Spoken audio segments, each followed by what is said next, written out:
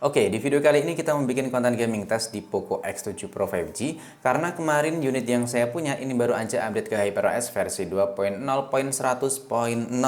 dan tadi udah kita bikin konten gaming test Mobile Legends ya di channel utama dan itu ternyata ada plus minusnya. Lebih tepatnya ya kalian bisa tonton aja deh di video originalnya atau link yang saya taruh di deskripsi pada video ini. Langsung aja yang pertama kita lihat ya, ini baterainya masih ada di charger atau lebih tepatnya masih beneran penuh ada di 100%. Bentar kita liatin. Nah, terangannya terisi penuh. Ini belum kita copot ya dan kita liatin lagi. Unit yang saya pakai ini versi 2.0.100 HyperOS Android 15. Ini CPU throttling setelah kita melakukan update sistem yang terbaru. Maksimum dan juga minimum gapnya ini jauh lebih tinggi dibanding sebelumnya. Dan ini untuk benchmark pakai baterai mode seimbang. Dan ini kita aktifin mode ultimate di bagian baterainya. Jadi buat untuk benchmark atau skornya ini jauh lebih rendah dibanding UI bawaan. Langsung aja kita keluarkan semuanya. Layar kita bikin di 120 Hz. Aplikasi berjalan latar belakang kita keluarkan semua. FPS-nya udah kita aktifin. Suhu ruang seperti biasa ya ada di kisaran 31 derajat dan tentu kita mainnya bukan di ruang yang ada AC-nya. Bisa kalian lihat ya, terisi penuh. Kita cabut chargernya. Langsung kita mulai, kita mau bikin konten gaming test PUBG Mobile karena buat konten Mobile Legends udah kita upload di channel utama dan saya ingetin lagi, bisa kalian cek link yang saya sematkan di komentar. Nah, kita lepas juga buat softcase bawaannya. Stopwatch kita mulai. Buat match pertama ini kita aktifin ya buat mode performa atau mode wild watch-nya. Bisa kalian perhatiin kita mainnya langsung di settingan rata kanan atau smooth ultra ekstrim, lebih tepatnya 120 fps dan kita aktifin mode wild watch atau mode performa. Dan kita mainnya di versus AI biar durasinya lebih lama. Oke, dan nanti kita bakalan main 3 kali match paling enggaknya ya. Dan kita lihat aja deh nanti seperti apa buat performanya. Misal ini nanti ada limitnya, kita mau nyoba nambahin pakai cooler eksternal ya. Tapi kalau nggak ada limit, nanti langsung kita turunin buat settingan atau mode performanya aja. Dan ini kita mainnya mabar ya, 2 orang mainnya di versus AI. Dan buat gironya tentu ini kita aktifin, nanti kita liatin lagi gimana buat FPS-nya. Lupa hampir aja. Ini FPS real time-nya udah kita aktifin ya. Sekarang masih aman di 120 FPS, semoga aja sih nggak di limit ya. Karena di game Mobile Legends sebelumnya ya masih ada limitnya. Kecuali kalau kita pakai mode performa itu baru nggak ada limit sedikit pun. Ini kita mulai kisaran 7 menit ya, tapi suhunya udah mulai kerasa hangat. Oke. Audionya ini beneran ngebantu ya.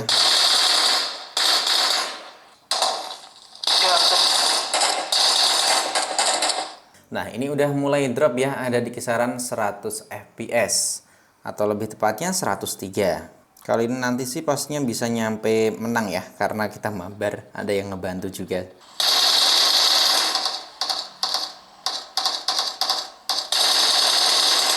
Nah, ini makin hangat, makin drop juga nih buat FPS yang kita dapetin. Sekarang ada di kisaran 90-an lah, intinya di bawah 100 fps. Nanti kita update lagi semisal ada perubahannya. Entah itu peningkatan atau misal FPS-nya drop lagi kita kasih tahu. Dan ingat, kita mainnya masih pakai mode performa. Nah, ini naik turun ya. Jadi sekarang ini buat FPS real time dari menu game Turbo Poco, ini udah sangat berguna ya. Hanya saja nggak bisa dilihat buat recordnya selama permainan. Tapi buat secara real time, ini menurutku sih udah oke banget. Bisa dibilang sama dengan FPS real time yang kita tampilkan dari pihak ketiga.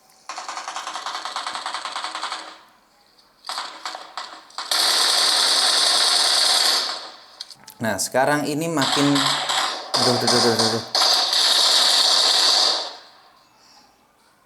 ketembak cuy ya. Astaga, akhirnya selesai juga. Dan ini tadi sempat drop nyampe 80-an fps ya. Suhu layar ini beneran kerasa panas ya, ada di kisaran 45 derajat.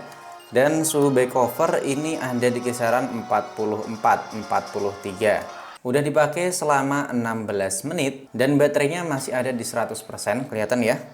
Nih, udah dipakai 16 menit, baterai ada di 100%. Ternyata masih ada limitnya ya, karena ini rata-rata dapat di 104 fps dan ini makin lama makin drop, makin turun ya. Jadi sesuai yang kita liatin tadi.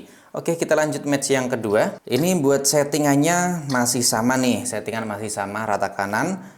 Smooth ultra ekstrim dan mode performa masih aktif, hanya saja kali ini kita tambahin pakai cooler eksternal, cooler andalan karena cuman punya satu doang ini saya coolernya.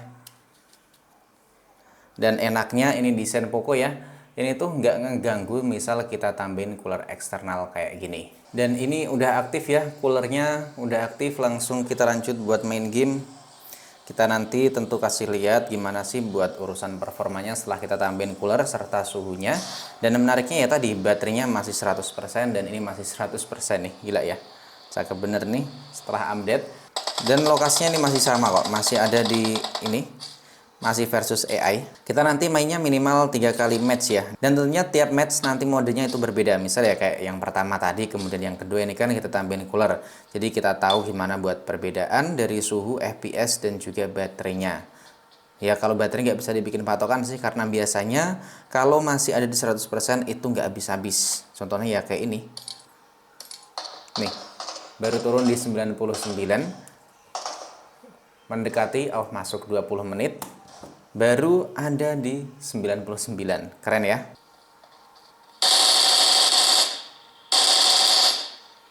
Oke, sorry ya, tadi baterainya ternyata habis dan ini kita lanjut. Tadi kan 20 menit nih. Nah, ini kita tambahin. Intinya buat stopwatchnya kita tambahin, kita hitung 20 menit. Gitu aja ya. Kita mau lanjut main game lagi. Dan sorry aja ada sedikit kekurangan tadi tuh. Lebih tepatnya ya karena baterainya itu habis. Nggak kelihatan tadi sih, karena fokus main game.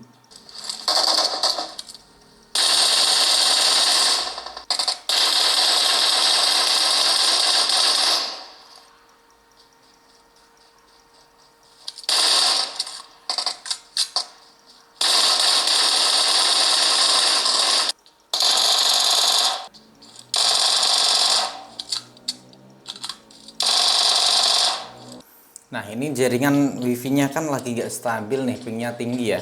Kita ubah ke data seluler. Aduh. Dan nanti semisal ada FPS yang drop banget, itu tandanya kita tadi tuh lagi ganti yang tadinya pakai wifi, kemudian kita ubah ke data seluler. Karena tadi wifi-nya sempet error ya. Dan ini kita udah balik ke wifi lagi. Cuman beberapa detik doang kalau kita pakai data selulernya.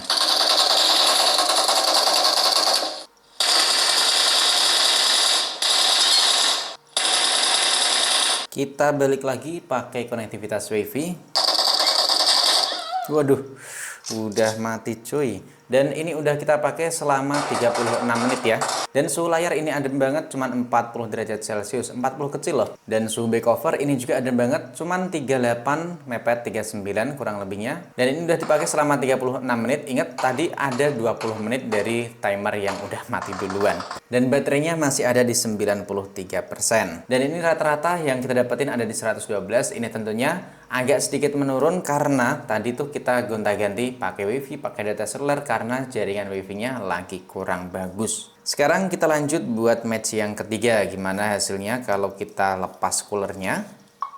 Nah, oke, ini buat match yang ketiga ya. Tadi match pertama kan udah pakai settingan rata kanan nih, atau lebih tepatnya pakai smooth ultra ekstrim kayak gini dengan mode performa aktif. Kemudian match kedua settingan sama tapi kita tambahin cooler eksternal, dan sekarang ini kita turunin aja, kita pakai yang 90 fps. Kita lihat nanti gimana hasilnya, apakah masih drop atau enggak. Kita main lagi, ini buat match yang ketiga. Oke, FPS real time-nya udah mulai kita record ya. Langsung kita mulai buat gaming testnya. Semoga aja sih kalau kita turunin kayak gini FPS-nya atau settingan grafisnya nanti lebih bagus lagi ya. Meskipun tanpa pakai cooler eksternal. Kalau tadi match pertama kan kelihatan banget tuh drop FPS-nya. Lama-kelamaan, makin lama makin turun. Yang tadinya di 120 turun nyampe kisaran 90 FPS atau 80 FPS-an. Oke, tinggal satu lagi playernya. Atau pemainnya tinggal satu lagi, di mana nih yang satu? Oke, nice. Udah bisa nyampe selesai cuy. Dan ini udah dipakai selama hampir 1 jam atau 54 menit. Baterai masih ada di 89%. Suhu layar ya kan lebih kerasa hangat atau cenderung panas di 43. Dan back cover ada di 42 mendekati 43. Dan ini FPS rata-rata yang kita dapetin ada di 88,7. Dan FPS selama permainan ini beneran stabil banget di 90 FPS, hingga ada drop-dropnya sedikit pun. Sekarang buat match yang terakhir kita turunin nggak pakai mode performa. Ini ya buat settingan grafisnya kita main di Extreme Plus atau 90 fps dan mode performanya ini udah kita ubah ke mode seimbang.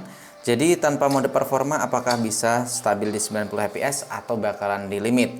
Mari langsung aja kita mulai versus AI main 90 fps tanpa mode performa di Poco X7 Pro 5G. Dan ini dari tadi tuh aman banget ya, masih tetap ada di 90 fps padahal nggak kita aktifin mode performanya. Jadi buat main settingan 90 fps itu stabil dan juga aman banget lah. Suhu juga masih bersahabat. Kemudian buat fps-nya juga ini aman, nggak di limit sama sekali. Nah ini playernya tinggal 21 ya, tapi buat fps-nya dari tadi tuh masih stabil, aman banget di 90 fps. Dan langsung aja mari kita mulai. Waduh, ternyata udah mati duluan coy, dan ini masih stabil banget di 90 fps. Gamenya udah kita mainin selama 69 menit.